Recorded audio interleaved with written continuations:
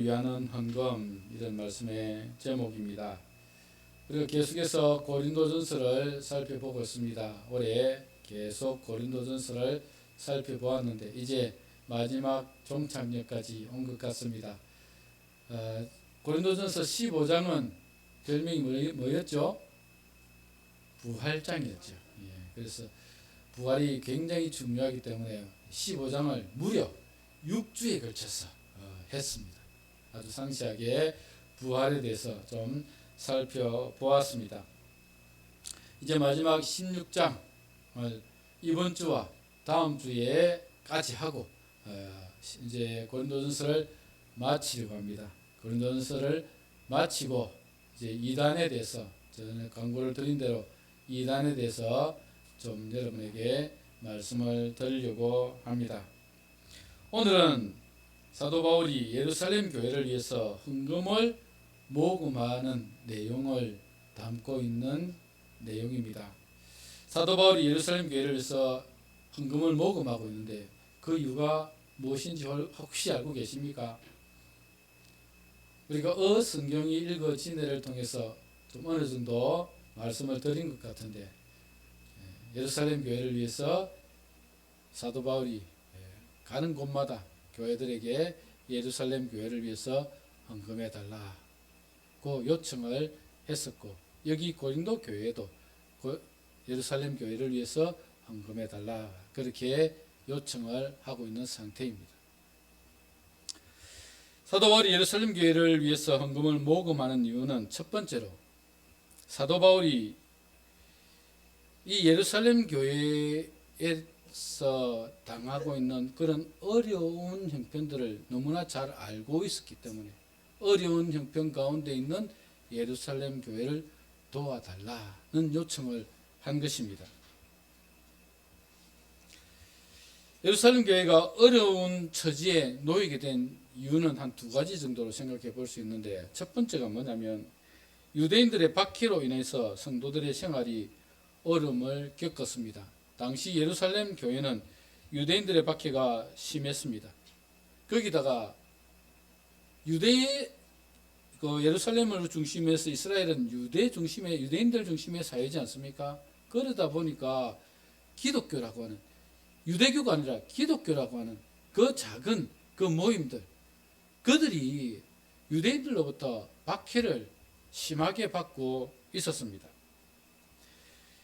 얼마나 심하게 박해를 받았느냐 하면 여러분들이 잘 아시는 대로 감옥에 갇혀가서 매를 맞기도 하고 또 심지어는 죽임을 당하기도 했습니다.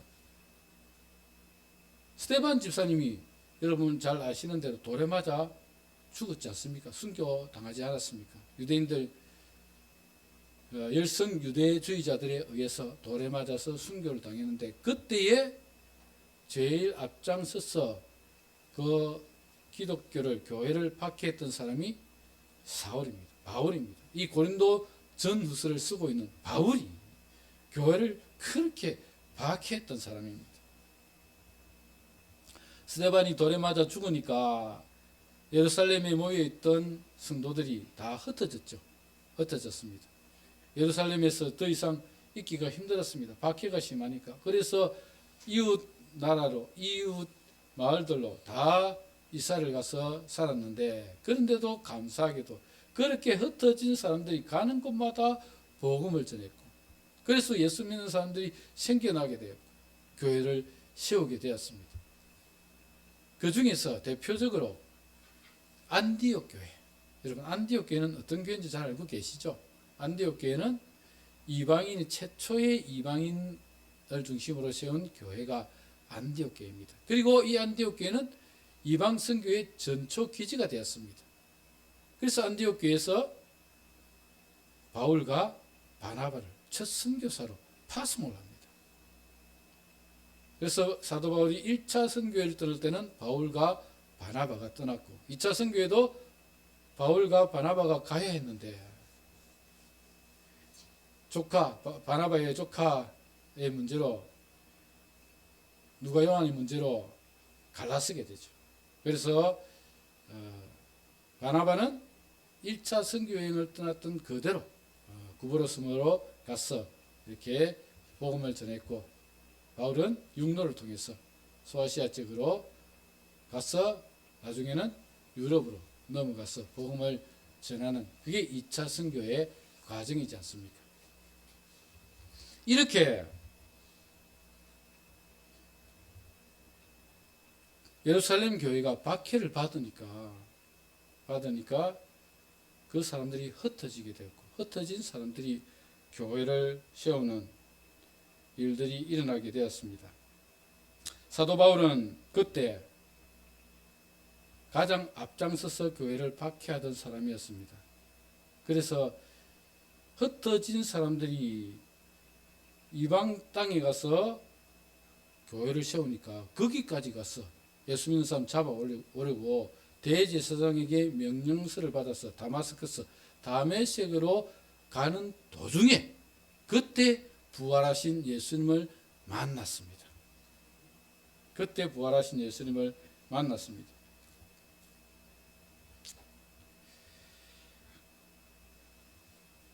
교회를 박해하기 위해서 다메섹까지 예수 믿는 사람을 잡아오기 위해서 갔던 그 바울을 예수님께서 만나 주셨고, 부활하신 예수님을 만난 그때부터 바울은 박해자에서 전도자로 바뀌게 됩니다. 얼마나 놀라운 하나님의 섭리입니까? 박해를 피해 안디옥으로 이사갔던 사람들에 의해서 안디옥 교회가 세워지고, 교회를 박해했던 바울이 세계 선교의 첫 번째 선교사가 되어 세계 여러 곳에 교회를 세우고, 지금 편지를 쓰고 있는 고린도 교회도 제2차 선교 여행 때 세운 교회이지 않습니까? 하나님의 섭리는 정말 놀랍고 신비합니다. 만일 부활하신 예수님께서 바울을 만나주지 않았다면 그는 여전히 교회를 핍박하는 사람이었을 것입니다. 바울이 예수님을 만난 후에 박해자에서 전도자로 변화된 삶을 살았지만, 그도 열성 유대주의자들에 의해서 박해를 받았습니다. 열성 유대주의자들은 이 바울이 가는 곳곳마다 찾아다니면서 바울을 죽이겠다고, 심지어는 특공대까지 조직해서 한 40여 명이 바울이 나오면 죽이겠다, 그 성에서 나오면 죽이겠다고 매복하고 있었습니다. 그 정도로 이 열성 유대주의자들은 바울을 죽이기 위해서 노력했던 사람들이었습니다. 하나님의 은혜로 피해갔지만, 이렇게 유대주의자들은 교회를 굉장히 박해하고 있었습니다.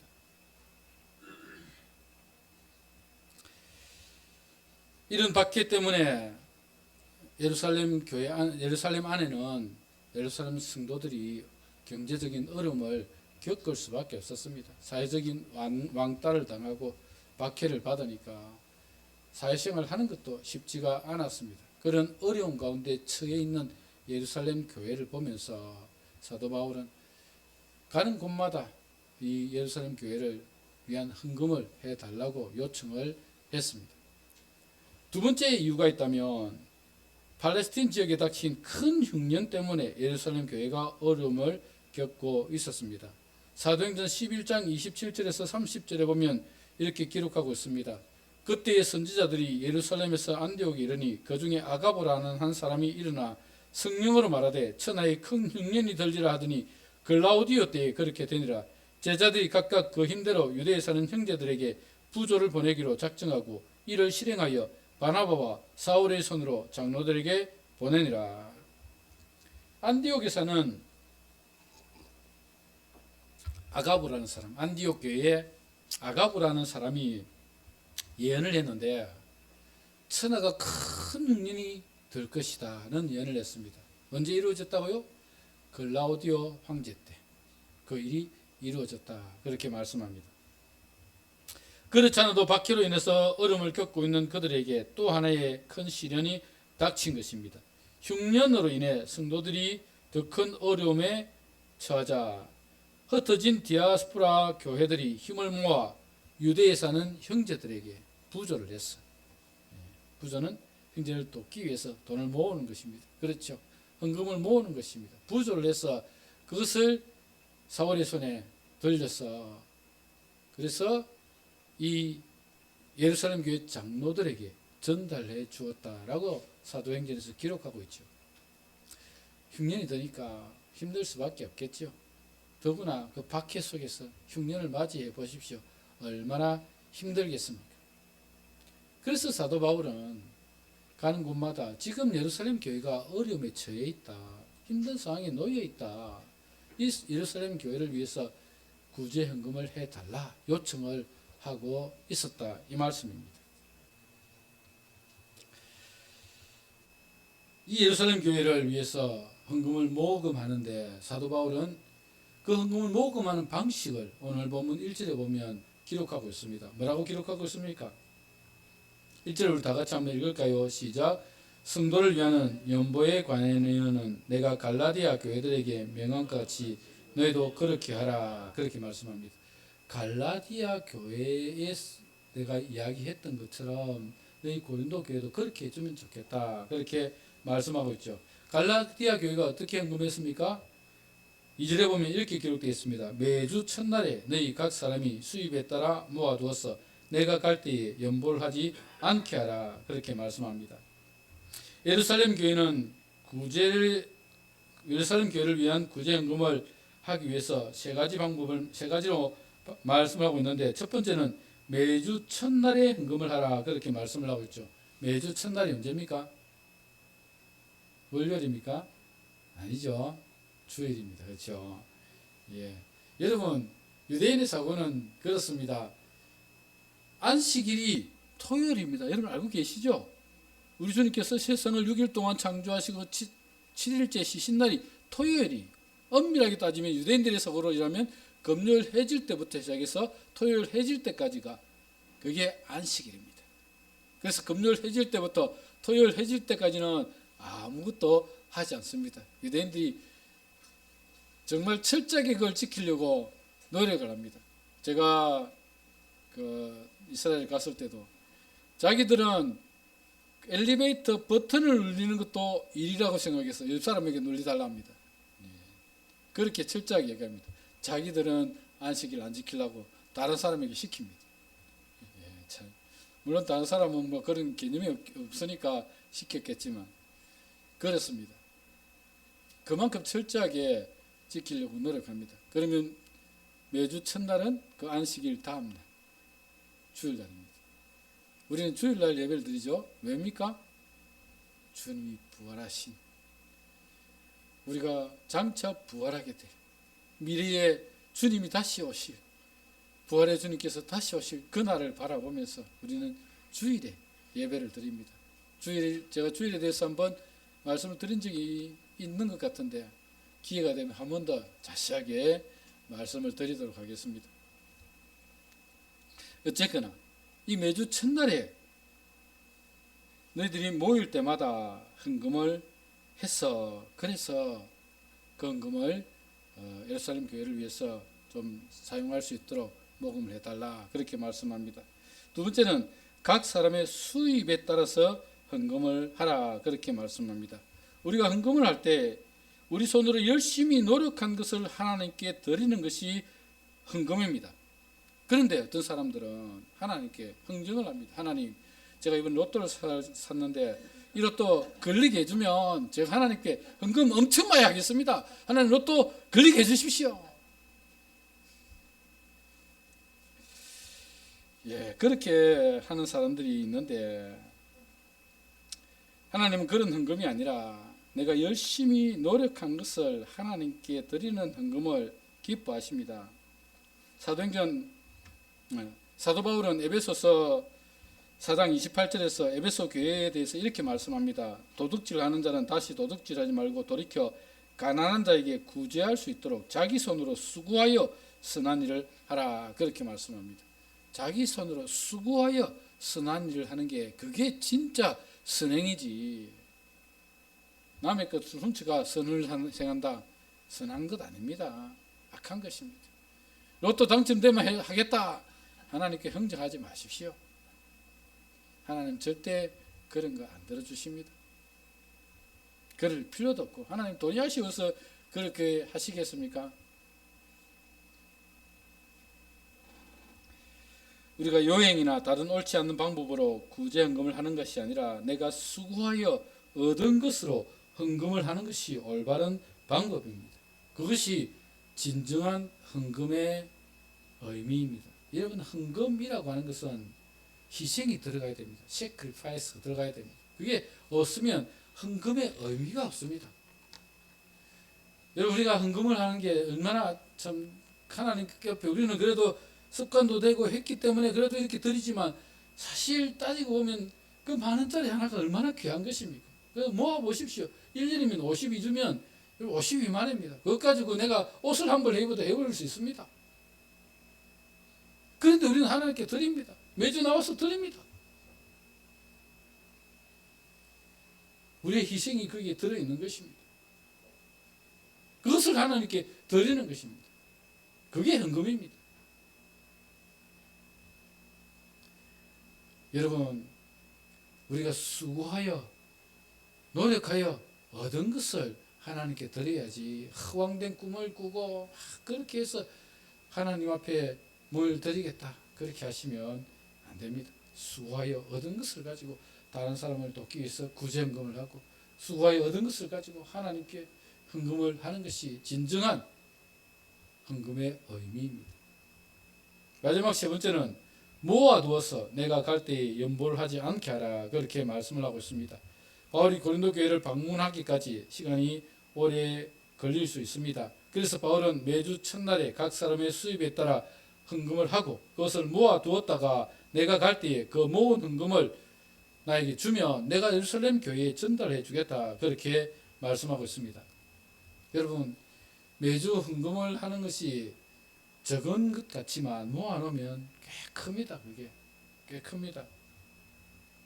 그런데 사도 바울이 모아두지 않고 있다가 사도 바울이 찾아왔을 때 헌금을 막상 하려고 하면 여러분, 큰 돈을 헌금하기가 쉽지가 않습니다.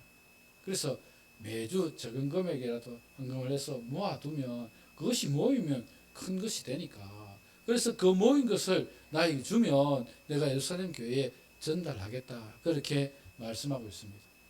지혜로운 방법이라고 생각합니다. 한꺼번에 하면 힘듭니다. 우리도 뭔가를 하나 살려고 할 때, 예를 들어서 TV를 하나 산다, 한 200만 원을 한다, 목돈 주고 살려면 얼마나 힘듭니까? 그래서 우리는 너무나 좋은 카드라는 게 있지요. 카드를 6개월 할부를 끊어가지고 그래도 뭐 한 30만 원씩 40만 원씩 이렇게 내면 좀 덜합니다. 어찌됐거나 사도 바울은 지혜롭게 헌금을 할 것을 우리에게 말씀하고 있습니다.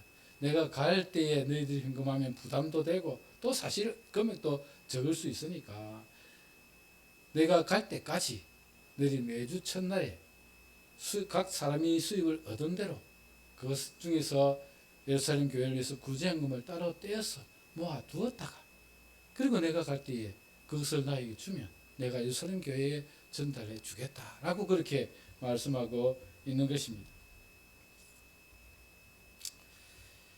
여러분이 하는 헌금은 결코 적지 않습니다. 여러분, 뭐 적은 것 같지만 크게 모아놓으면 큰 돈이 되는 것입니다. 정성을 다해 드리는 여러분의 헌금이 하나님이 기뻐하시는 헌금이 될 것입니다. 그렇게 여러분의 헌금을 통해서, 여러분의 희생을 통해서 많은 사람이 힘을 얻고 도움을 얻고 하는 것입니다. 사도 바울은 어려움에 처한 교회를 모른 채 할 수가 없었습니다. 교회가 어려움에 처했을 때 힘을 모아 그 어려움을 극복해 갈 수 있도록 도움의 손길을 펼쳐야 한다고 말씀하고 있는 것입니다. 그래서 여러분, 우리가 어려운 교회들 소식을 들으면 참 도와줘야 되는데 하는 생각이 많이 듭니다.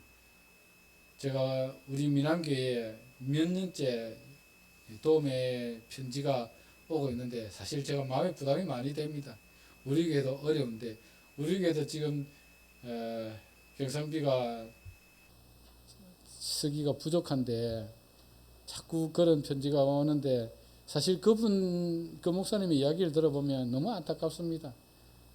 시골교회, 아주 시골교회인데 젊은 사람들 다 떠나가고 할머니 할아버지 10명도 채 안 앉아있는 그런 교회입니다. 헌금도 얼마 나오지도 않고. 그런데 아직도 자녀들이 대학을 다 안 마쳤어요. 대학도 다니고 거기다 몸이 그분이 안 좋으세요. 몸이 안 좋으셔서 치료도 받고 해야 되는데 너무 힘들지 않습니까? 딱하지 않습니까? 그런 편지를 들을 때마다 마음이 부담이 돼요. 어떻게 도와주고 싶기는 한데 우리 교회를 생각해 보면 도우기는 힘들고 어떻게 해야 될까? 그런 마음이 듭니다.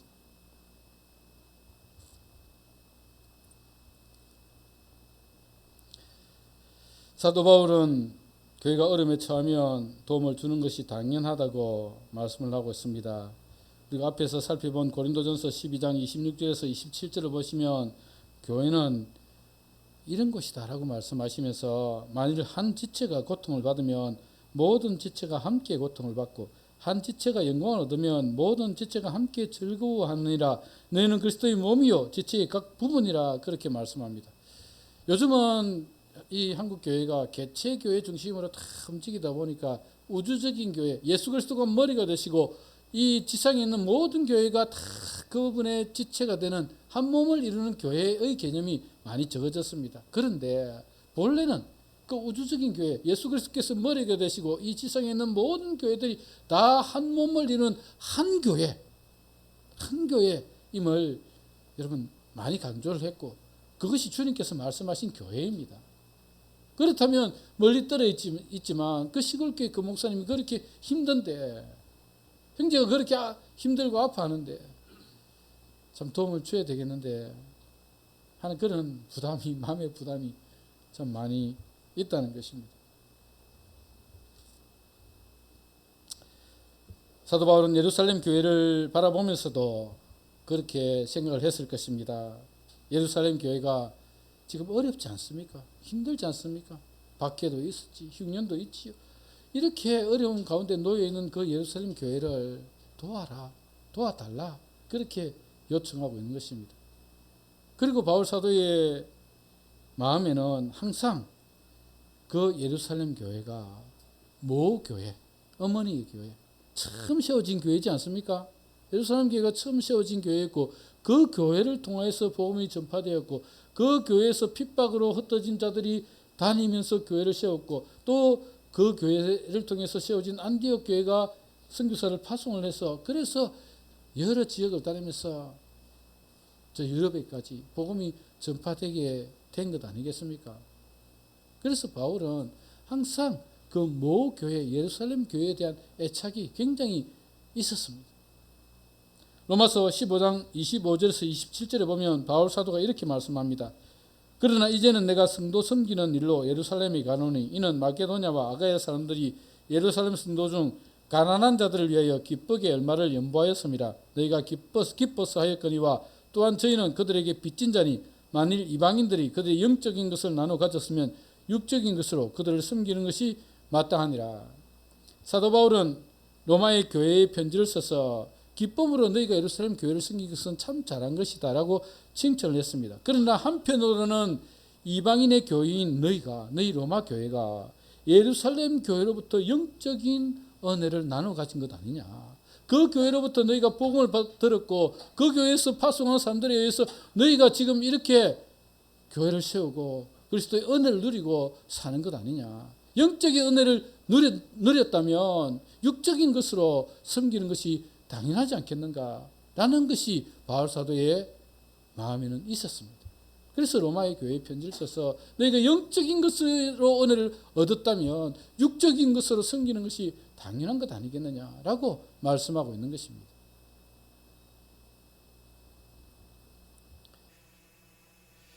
여러분, 우리가 영적인 것으로 은혜를 입었다면 육적인 것으로 섬기는 것도 좋은 일이라고 생각이 듭니다. 우리나라도 여러분 사실 구한말에 선교 사람들이 오시지 않았더라면 우리나라가 어땠겠습니까? 세국 정책으로 외국 문물들이 들어올 수 없도록 그렇게 세국 정책을 펴고 있던 그때에도 이 복음을 들고 우리 선교 사람들이 들어왔습니다. 그때에 참 많이 박해를 받았습니다. 참 많이 박해를 받았고 선교사님들이 순교를 당한 분들도 많이 있었습니다. 또 복음을 전할 때도 여러분 정말 힘들게 어렵게 복음을 전했습니다. 전에도 한번 말씀을 드린 적이 있는 것 같은데 미국인 여자 선교사 중에 루비 캐들릭이라는 선교사님이 계시는데 그분은 여자 선교사님이십니다. 24살에 한국 땅에 와서 거기서 1년 만에 돌아가십니다. 1년 만에 돌아가십니다. 그 루비 캐들릭이 죽기 전에 부모님께 보낸 편지가 있는데 제가 한번 읽어드리도록 하겠습니다. 이곳 조선 땅은 참으로 아름다운 것입니다. 모두들 하나님을 닮은 사람들 같습니다. 선한 마음과 복음에 대한 열정으로 보아 아마 몇십 년이 지나면 이곳은 예수님의 사랑이 넘치는 곳이 될 것 같습니다. 저는 복음을 듣기 위해 20km를 맨발로 걸어오는 어린 아이들을 보았을 때 그들 안에 있는 하나님의 사랑 때문에 오히려 위로를 받습니다. 그러나 한편에서는 탄압이 점점 심해지고 있습니다. 그저께는 예수님을 영접한 지 일주일도 안 된 서너 명이 끌려가 순교했고 토마스 선교사와 제임스 선교사도 순교했습니다. 선교 본부에서는 철수하라는 지시가 있었지만 대부분의 선교사들은 그들이 전도한 조선인들과 아직도 숨어서 예배를 드리고 있습니다. 그들은 모두가 순교를 할 작정인가 봅니다. 오늘 밤은 유난히도 고향으로 돌아가고 싶습니다. 외국인을 죽이고 기독교를 증오한다는 소문 때문에 부두에서 저를 끝까지 말리셨던 어머니의 얼굴이 자꾸 제 눈앞에 어른거립니다. 아버지, 어머니, 어쩌면 이 편지가 마지막일 수도 있습니다. 제가 이곳에 오기 전 뒷뜰에 심었던 한 알의 씨앗이 이제 내년이면 온 동네가 꽃으로 가득하겠죠. 그리고 또 다른 씨앗을 만들어내겠죠. 저는 이곳에 작은 씨앗이 되기로 결심했습니다. 제가 씨앗이 되어 이 땅에 묻히게 되었을 때 아마 하나님의 시간이 되면 조선 땅에는 많은 꽃들이 피고 그들도 여러 나라에서 씨앗이 될 것입니다. 저는 이 땅에 저의 심장을 묻겠습니다. 바로 이것은 제가 조선을 향하는 열정이 아니라 하나님께서 조선을 향한 열정이라는 것을 알게 되었습니다. 어머니, 아버지 사랑합니다. 그녀는 하늘의 미랄이 되어 조선 땅에 심겼고 그녀를 통해 수많은 선교사들이 조선 땅을 밟게 되었습니다. 양화진 선교사 묘지에 그분이 묻혔는데 그 묘비에 이런 글이 쓰여 있습니다. 만일 내게 1000개의 삶이 주어진다면 그 모든 생명을 조선을 위해 바치리라. 겨우 21살 처녀가 조선 땅에 와서 1년 동안 복음을 전하다가 그렇게 순교를 당해 죽는데 이 조선 땅을 위해서 생명을 버렸던 그들의 수고와 노력이 있기 때문에 그 영적인 것을 우리가 받았기 때문에 우리가 지금 이만큼 된 것 아니겠습니까? 루비 캐들릭뿐만 아니라 서평 선교사님이라는 분도 요즘 주목을 받고 있는데 독일에서 오신 선교사님이십니다. 그분은 1912년 32살의 나이에 처음 조선에 온 처녀 간호사 선교사입니다. 그분은 가난한 나라 조선에서 22년간 보리밥에 된장국을 먹고 고무신을 끌고 다니면서 조선의 가난하고 병든 사람들의 이웃이 되었고 나 환자들을 죽기까지 섬겼던 분입니다. 그분이 22년 사이 가고 돌아가셨을 때 그 사인이 죽은 이유가 뭐냐면 과로와 영양실조였습니다. 조선 땅에 와서 그 밤낮 그 한국 땅에 그 의료 시설이 얼마나 열악합니까? 환자들은 넘쳐나지요. 그 환자들을 돌보기 위해서 돌보느라고 과로했던 데다가 제대로 먹지 못하니까 영양실조로 세상을 떠났습니다. 죽은 후에 그분이 남긴 유품을 보면 담요 반장, 동전 7전, 강냉이 가루 2호뿐이었다고 합니다. 한 장이었던 담요를 절반으로 잘라서 다리 밑에 있는 거지에게 나눠줬다고 합니다. 시신도 유언에 따라서 의학 연구용으로 기증했다고 합니다. 이렇게 가난하고 무지했던 조선을 위해 헌신한 선교사님들이 있었기 때문에 지금 한국에는 5만이나 되는 교회가 세워지고 부강한 나라를 이룰 수 있게 된 것입니다. 이처럼 선교사님을 통해 나누어 주신 영적인 복, 그 복을 우리가 누리고 있는 것 아니겠습니까? 우리가 영적인 복을 받았다면 육적인 것으로 섬기는 것이 당연할 것입니다.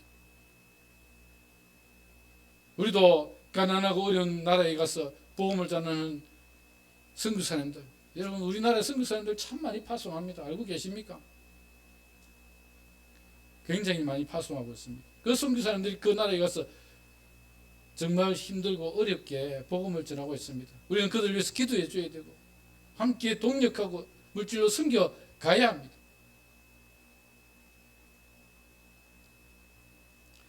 오늘 본문에 보면 사도 바울은 고린도 교회가 헌금한 돈을 예루살렘 교회에 전달을 할 것이라고 말씀을 하고 있습니다.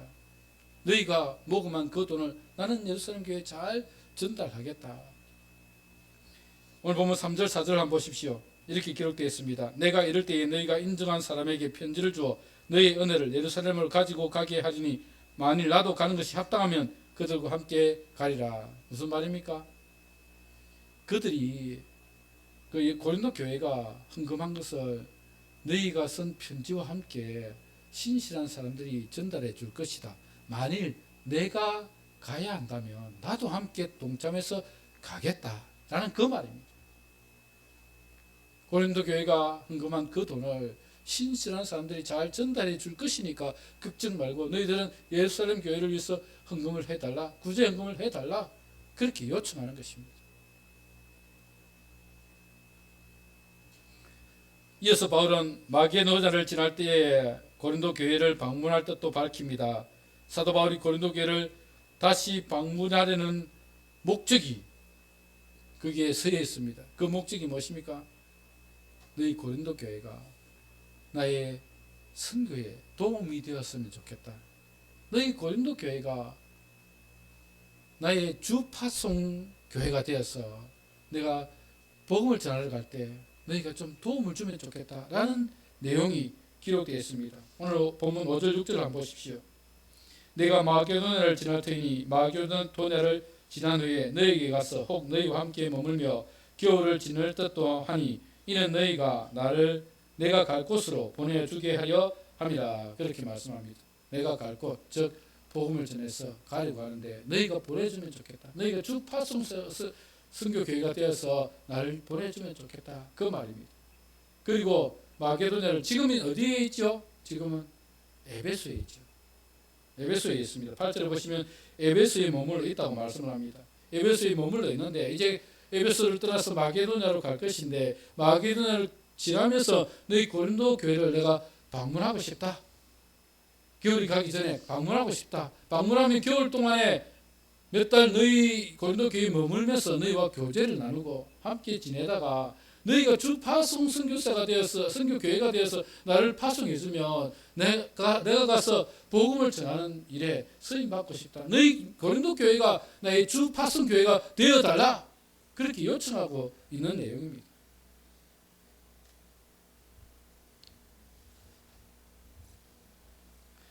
사랑하는 여러분, 어려움을 겪고 있는 교회나 해외에서 선교를 하는 선교사님들은 참 힘든 시간들을 보내고 있습니다. 우리가 그분들을 생각하면 정말 그분들을 위해서 기도해주고 할 수 있으면 우리가 물질로도 좀 도움을 줄 수 있으면 좋겠습니다. 우리도 어렵지만 어려운 가운데서도 좀 할 수 있으면 그게 복이 되지 않겠습니까?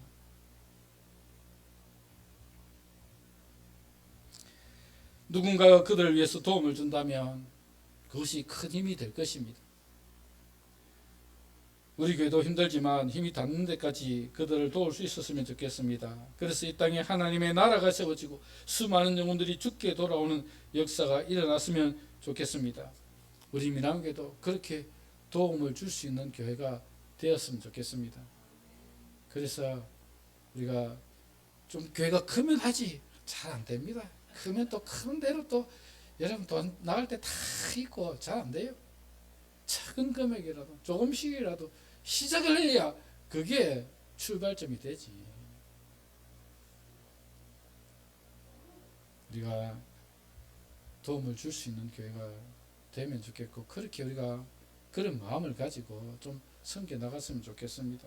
적은 힘이지만 도움을 주는 교회가 되어서 그들을 동력하며 함께 도우며 기도로서 물질로서 섬겨갈 때 그들이 힘을 얻고 주신 사명을 잘 감당할 수 있을 것입니다. 사랑하는 여러분, 사도 바울이 이 고린도 교회를 향해서 예루살렘 교회를 위한 헌금을 요청하고 있는 것들을 생각해 보십시오.